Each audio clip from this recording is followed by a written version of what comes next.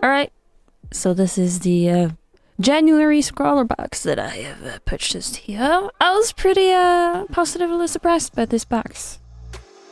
I don't like cherries, but you know, that's fine.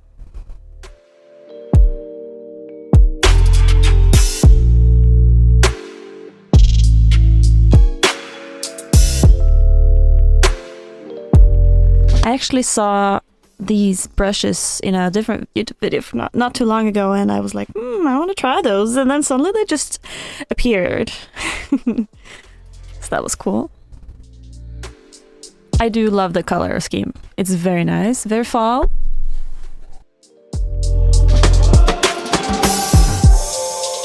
The tip is quite flexible, but not flimsy. I got the Canary 102U, the bright orange, which is a 021U, red, which is 032U, and a henna 471U. So this is the art this month by someone named Roots. I mean, you can pause and check him out. And this is the paper we got, which is a very smooth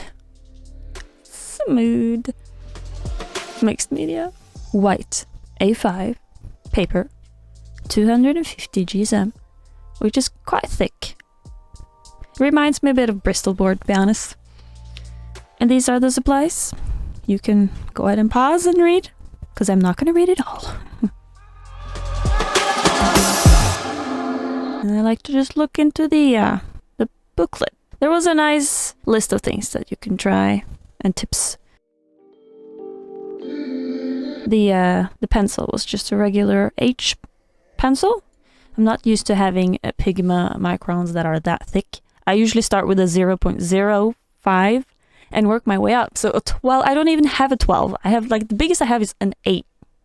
So I was a little scared about this by this pen.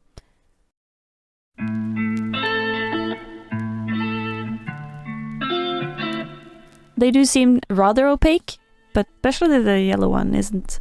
It ain't 100% opaque. It never is.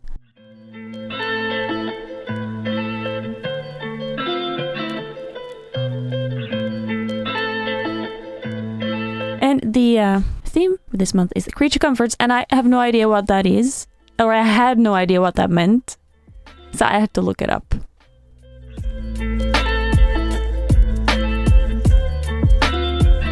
They seem to blend really nice. If you didn't catch it, these are acrylic brush pens, kind of like Posca's, but just with a brush tip. And they work really well for, they seemed very juicy. I'll get back to that later.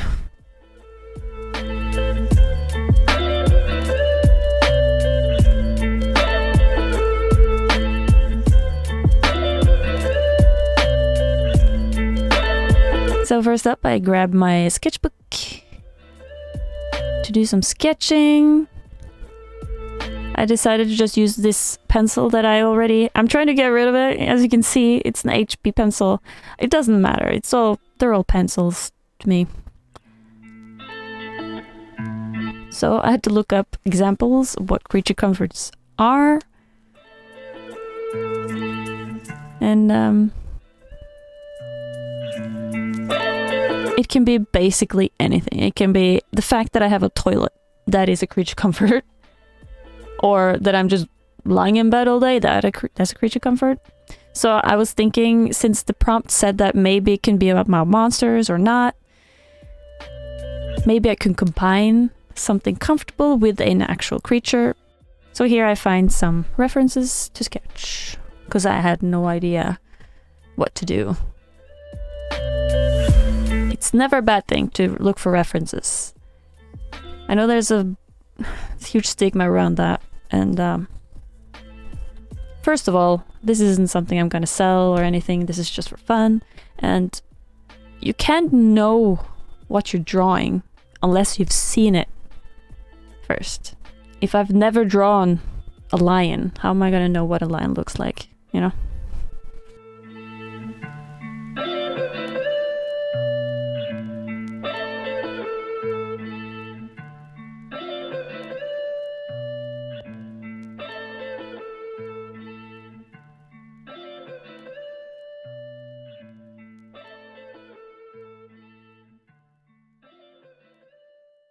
So I decided to go for this image.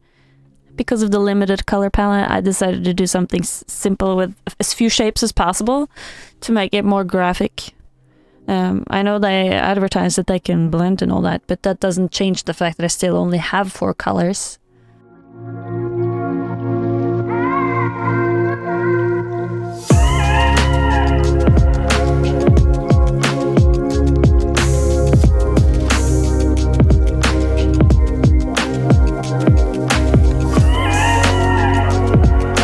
So I wanted to add a snake.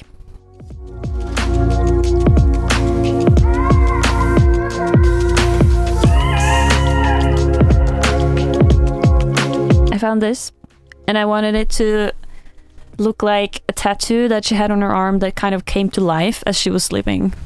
But I have a soft spot for snakes around the arm. I've drawn that before. Better than this. This was not great. I'm not proud of this one, but you know.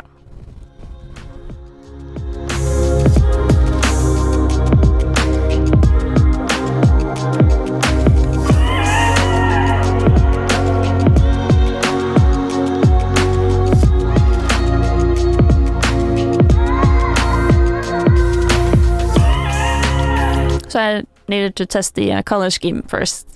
And the first idea that I had is what I did because I felt like it looks good. Makes the snake stand out a little bit because most of the colors are pretty mid-tone or dark, and the yellow is the only really light tone here.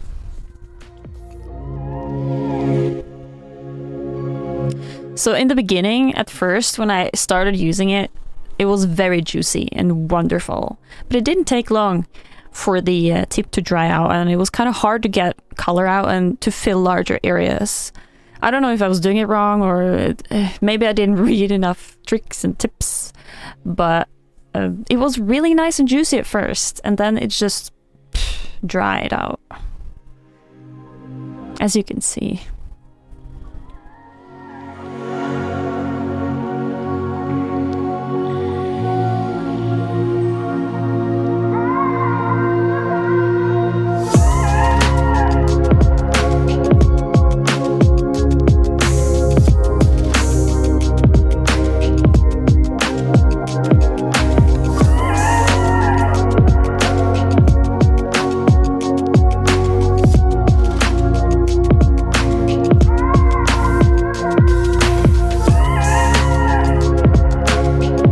So I was dreading this.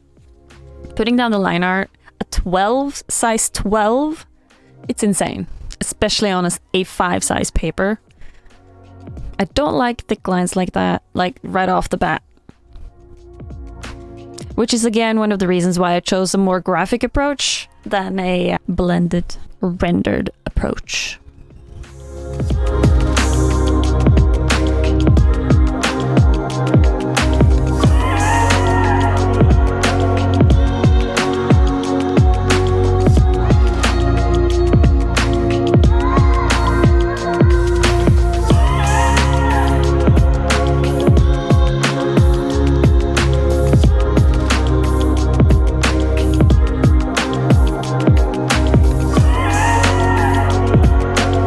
I wasn't too worried about the colors going over each other because, as I said, they are kind of opaque. It says on the pens that they are opaque, but I say kind of opaque because you do have to go over it a few times, especially yellow.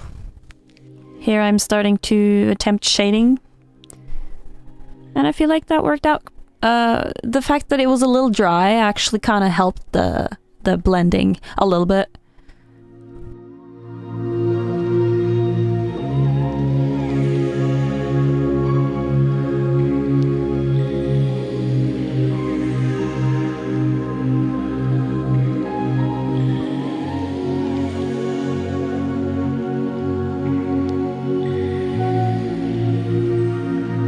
And I've done this in other videos as well. Instead of using one of the colors for shading, because it picks up the liner, I just use that as shading. The fact that it picks up the black liner. I didn't want to overcomplicate the snake because the liner was so thick. It was impossible to get like little nice details, so just left it easy.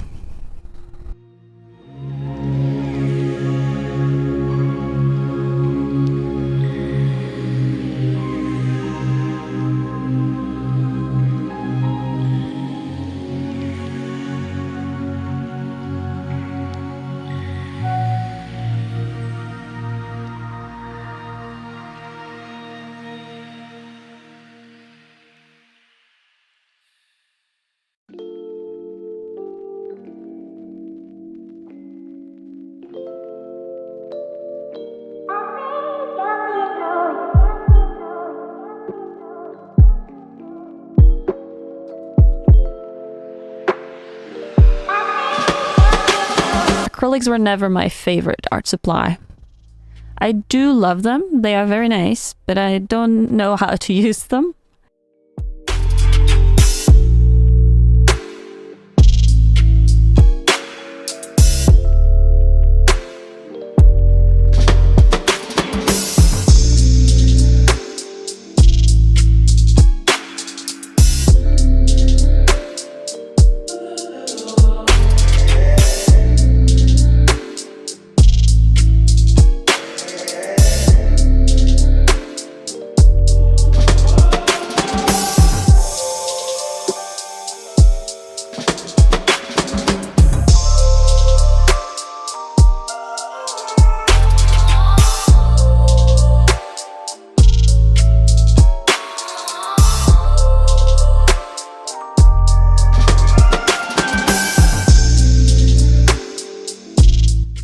Thank you so much for watching. This is how the paper buckled. It's inevitable. I didn't tape it down or anything, so, you know, it happens. Very thick paper though.